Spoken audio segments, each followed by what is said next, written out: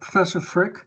I'm going to give the third video right now, and it's going to be advanced inserting or analysis, and it's going to be on module 2, and we're going to look at how to do two things in here: how to correct the create branches, and how to interpret this. Most of y'all did a pretty good job on this, so you may not need to watch this video, but this is for people who are having trouble. So let's go over to Codio, and the first thing we need to do is pick up this command, create branches. Now, what's wrong with this? Some people are having problems with this, but you notice it says fill in the missing characters and punctuation in the incomplete statement below. So if you try to copy this as it is, go into Codio and tell it to create, you just keep getting this. And the reason is there's no semicolon on the end to end it. So I can add a semicolon, but I get an error. Now notice that it says you have an error near branches. So I start off with branches and look across. Oh, what's wrong with this? Now, if you know the commands, you can see right away what's wrong with it. But if you don't know the commands, go back up and look at the previous example. And you can use this as an example for you. What's the difference between this line and this line? There's no create table. There's no word for table. So the first thing we need to do, let's come back over here. And I'm going to leave this up here for a reason. But let's put in create branches. Okay, so we can say table. And remember that we did not have a semicolon after it.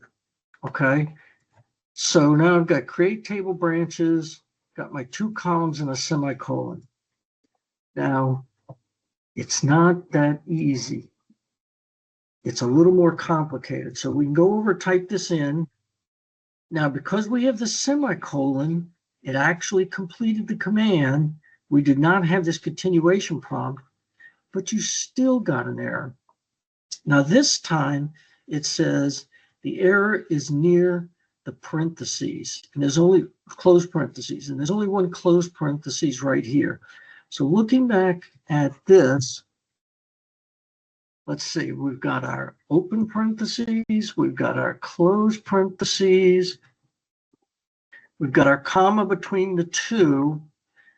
Here's our column name, our column data type. Uh-oh, we don't have a column data type right here. That's our next problem. So we can type in varchar, let's just say 50 for now. I believe the instructions give you a varchar, but we could put one in. Since we're just doing this for this video, we'll put one in.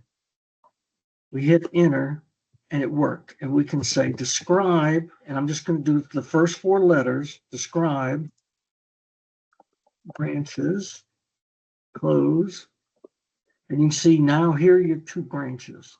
Here are your 2 columns and their data types. So we got branches in there. Okay, now that was easy. Now let's go back and look at the next part of the command that we have to do. It says write the command to describe branches. I already showed you that. You can type out describe or the first 4 letters. Now the next part is a little more complicated. You've got these following records, these 3 records to input into the system. But notice they're not in this format. Okay, now remember what I said earlier in one of the other videos, the way you input this gives you the order of your columns, employee ID through salary decimal. Notice down here, we see 1 record, one row in the insert command, and it matches that. Employee ID, first name, last name, department ID, classification, status, and salary. you've got to move these commands, I'm sorry, these records, this data, into that exact same format. Now, what I recommend doing is, let's scroll this up just a little bit and use this. I'm going to take this off because we're finished with it. And you don't have to go through this. I'm just doing this for illustration. You can do this in any fashion you want. I'm going to use the previous insert command that we saw work on the earlier ones, and I'm going to keep this up here as an example. So if I want to insert, I have to say insert into employee for values. And remember, you can go ahead and hit a return. Let's get rid of these. Now, you want to put these in on this top line. So what do we have to put in first? Well, looking at this, you can see that it's the department ID. So the first department ID is 103. The next, we do the first name, Wynn Johnson.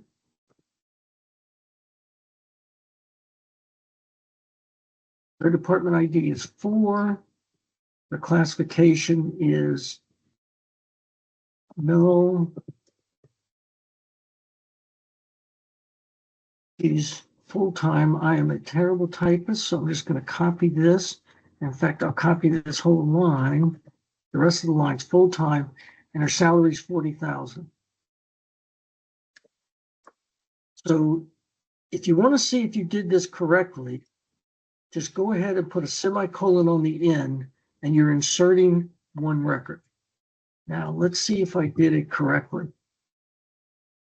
And being a poor typist, of course I did.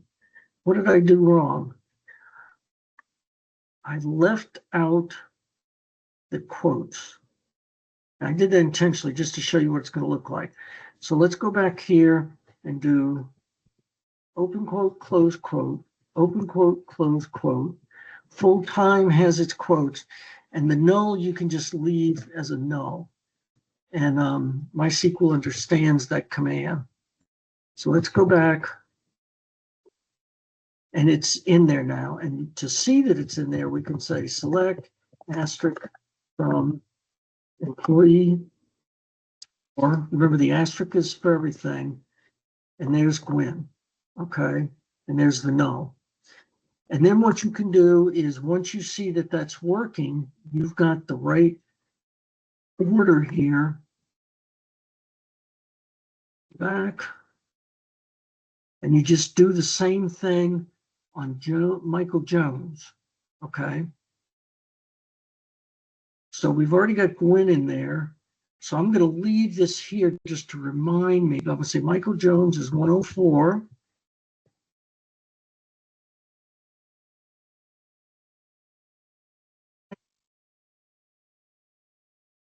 Copy this. And just be sure to close the first name, comma, put a opening quote around Jones. He's also in Department 4. His classification is non-exempt. So I'm just going to go ahead and copy it from up here. Be sure that you have open and close quote. He's full-time, his salary is $90,000. So check this.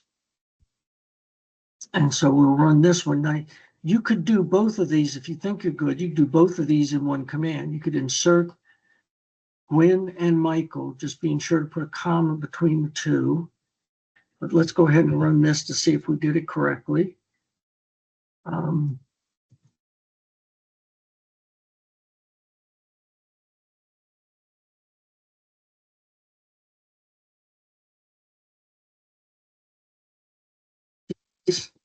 If we run Notice select, and there's all four of them. Now the final exercise to do in this to finish module 2, you need to put your last name in, and then it also asks you to insert a couple of records, 2 maybe, for a musician, an athlete, famous character, or just make it up. But you've got to be sure when you insert your data and you insert the other records that you input them in this same order. And you can always go back and look at the create table to see the order: employee, first name, last name, etc. Be sure to put commas between the values and IDs. Now, one thing that I don't believe this mentions is here it warns you, you've already used 0, 100, 101, 102, 103, 104 right here, and put for your name 105.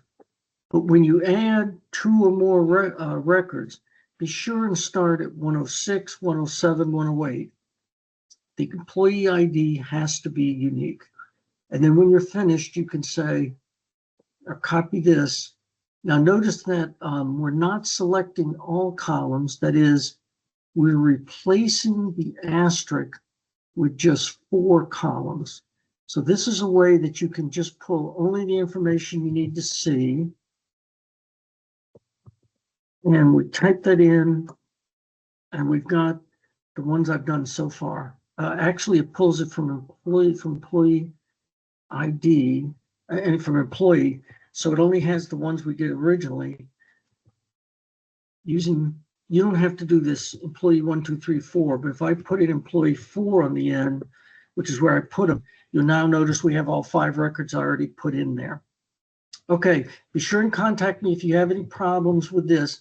Good luck, and hopefully this helps you. Bye-bye.